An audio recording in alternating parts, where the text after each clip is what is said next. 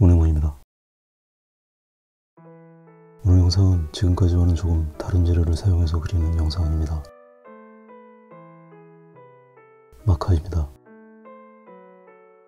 사실 저에게는 이 재료가 친숙한 재료는 아닙니다. 재료라는 게 특별한 경계가 있거나 따로 사용하는 전공이 있는 건 아니지만 아무래도 제가 전공한 회화과에서는 잘 사용하지 않는 재료였습니다. 하긴 제가 그동안 영상으로 제일 많이 업로드했던 오일 파스텔도 유튜브를 시작하기 전에는 잘 몰랐던 재료였습니다. 그렇게 잘 모르던 재료로 그린 그림이 제일 많아진 걸 보면 이 마카도 많이 써보면 친해질지도 모를 일입니다. 그냥 연습하는 기분으로 그려보도록 하겠습니다. 여러분들도 편한 기분으로 감상해 주셨으면 좋겠습니다.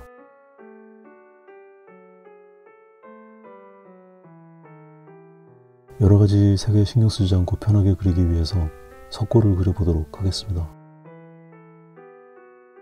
원래 마카라는 재료가 석고 대성에 어울리는 재료는 아니지만 재료의 느낌과 명도의 단계에만 집중해서 그려보면 적응하는 데 도움이 될 것 같습니다.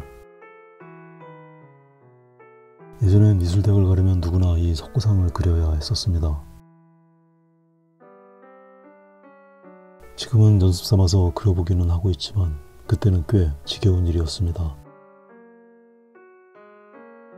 미술대학이라는 목표가 있고 제도가 그러다 보니 실컷저건 그냥 열심히 그렸나 봅니다.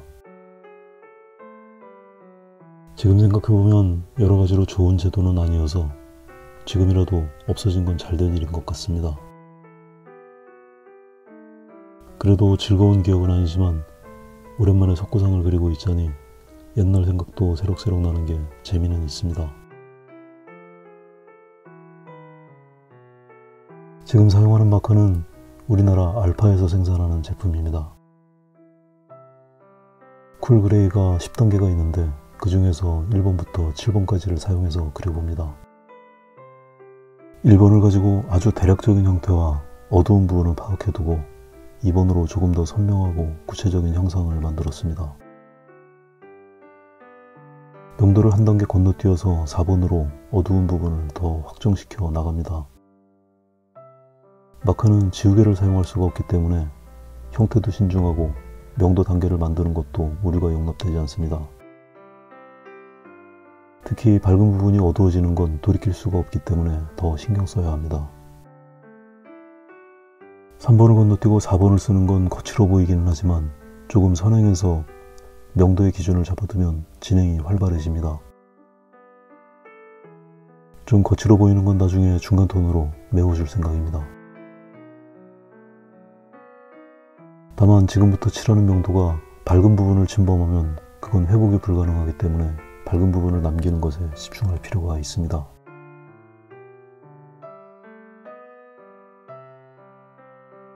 지금 그리고 있는 석상은 미켈란젤로가 조각한 줄리아노 데 메디치라는 사람의 전신 조각 중에서 흉상 부분을 석고상으로 만든 것입니다.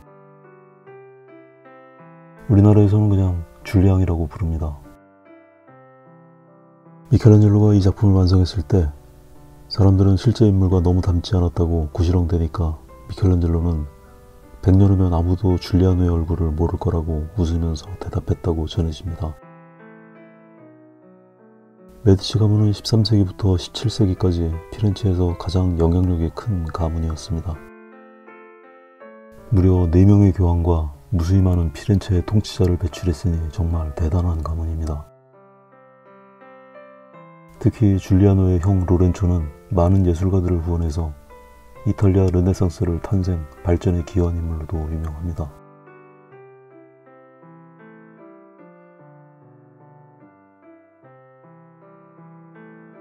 5번을 건너뛰고 6번을 가지고 어두운 부분을 더 구체적으로 만들어가고 있습니다. 이 그림에서 어두운 부분의 주류 톤을 이 6번으로 정했습니다. 이 어둡기보다 밝은 부분은 반사각의 영향으로 밝아진 부분들입니다. 명도의 단계를 건너뛰어서 거칠어진 부분들을 각각의 중간 톤으로 부드럽게 만들어 주겠습니다. 2번과 4번 사이에 3번 정도의 어둡기를 채워주면 조금 부드러워집니다. 광대뼈 부분과 볼, 눈 두덩이 부분에도 중간톤이 필요합니다. 딱딱하고 거칠었던 부분이 조금씩 부드러워지고 있는 게 보입니다. 터치의 크기들은 점점 작아지고 있는 걸 볼 수 있습니다. 이제 1번으로 가장 밝은 부분의 중간톤을 만들어줄 차례입니다. 가장 밝은 부분을 제외한 모든 부분은 아주 적더라도 칠이 되어 있는 게 적절합니다. 3번 처리가 좀 미흡했던 부분이 보입니다. 2번도 조금 더 처리해 줄 필요가 있겠습니다. 갑자기 화면이 어두워졌습니다. 노출이나 초점을 고정시켜두고 그래도 카메라가 알아서 이렇게 만들어 버립니다. 이전 진행 과정은 실제 그림보다 너무 밝고 지금 화면은 실제보다 조금 어둡습니다. 자동이라는 게 마음에 안 듭니다. 감안해서 봐주시기 바랍니다. 지금까지의 과정이 커다란 계획에 의해서 진행된 과정입니다. 지금부터의 과정은 큰 계획으로 닿을 수 있는 영역이 아닙니다. 큰 계획을 진행하면서 생기는 작은 변수를 처리하거나 구체적인 표현이 필요한 과정입니다. 인생 사는 것도 똑같은 것 같습니다. 올해는 이걸 꼭 해야지 하는 계획을 세워도 모든 게 계획처럼 되지는 않습니다. 아니, 계획이 너무 구체적이면 더 많은 변수와 만나게 되고 노선에서 벗어나는 일들도 많아질 수 있습니다. 큰 계획을 세워두고 그 노선에서 벗어나지 않는 작은 계획들을 단기적으로 세분해서 세우는 게 현명한 것 같습니다. 그림도 똑같은 원리라서 초반에는 큰 계획을 세우고 진행 과정에서 세부적인 실천이 큰 계획에서 벗어나지 않도록 관리하는 것이 중요합니다. 이제 그림은 후반 과정입니다. 연필을 가지고 그릴 때보다는 세밀한 표현에 한계가 있어서 적당한 정도에서 묘사를 멈출 생각입니다. 각 부분마다 표현이 미흡한 부분에 가피를 해주거나 너무 거친 부분을 다듬어주는 과정입니다. 석구상은 모든 면이 매끈한 곡면으로 이루어져 있지만 마카는 특성상 매끈한 표현에는 불리합니다. 터치가 뚜렷해도 명도의 단계를 잘 지키면 매력적인 양감 표현이 가능합니다. 역시 마카가 익숙하지는 않은 재료여서 마음먹은 대로 손이 움직이지는 않지만 나름의 매력이 느껴지는 부분이 있습니다. 마카를 사용하는 방법이 조금 다르더라도 제가 좋아하는 느낌을 찾아서 그리다 보면 저만의 방법으로 표현이 될 것 같습니다.